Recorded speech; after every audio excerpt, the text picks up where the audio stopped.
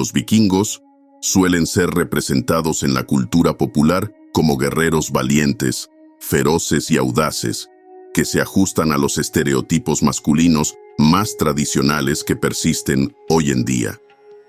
La sexualidad entre los vikingos era bastante flexible, permitiendo tener relaciones con personas del mismo sexo. Las sociedades nórdicas no tenían categorías estrictas para definir la orientación sexual de las personas, como sucede en la actualidad.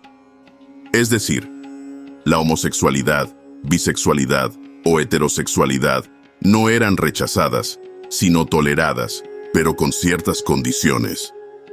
En el sexo, los vikingos solo distinguían entre el rol dominante y el sumiso. De esta manera, un hombre podía tener una pareja homosexual siempre que asumiera el rol dominante.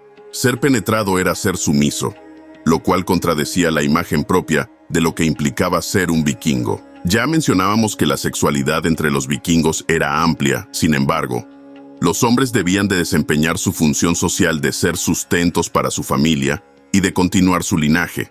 Por lo tanto, mujeres y hombres debían de tener sexo con personas del sexo contrario para tener hijos.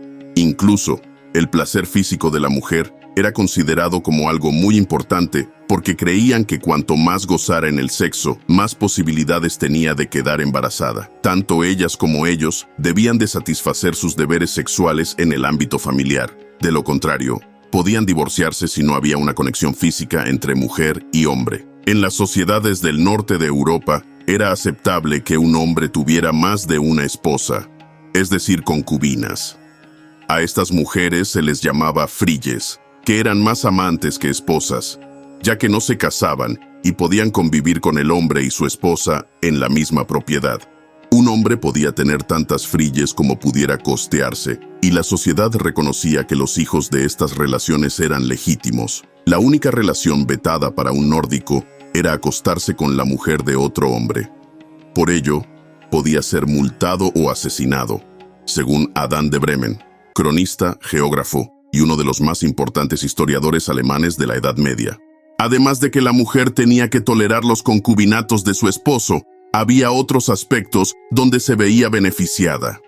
Las mujeres de las sociedades escandinavas podían divorciarse cuando había un maltrato físico. En ese aspecto, los vikingos solían defender la integridad de las mujeres con duros castigos para los agresores.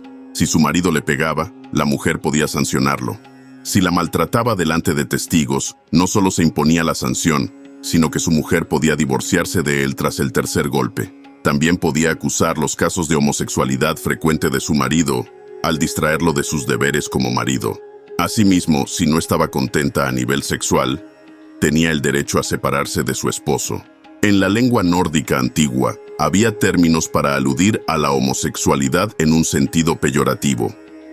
Ejemplo de ello es el sustantivo ergi o reshi y sus formas adjetivales argr o ragr, que se referían a conductas afeminadas o de personas que preferían el comportamiento homosexual pasivo. Junto a esta palabra se encuentran los derivados ergiask, rasragr, strodin y sordin, que se refieren a ser usado sexualmente por otro hombre, el cual también era uno de los peores insultos que un enemigo podía lanzar a un hombre nórdico. Resulta curioso que no exista demasiada información acerca de cómo eran vistas las relaciones lésbicas, las cuales, sin duda, las había.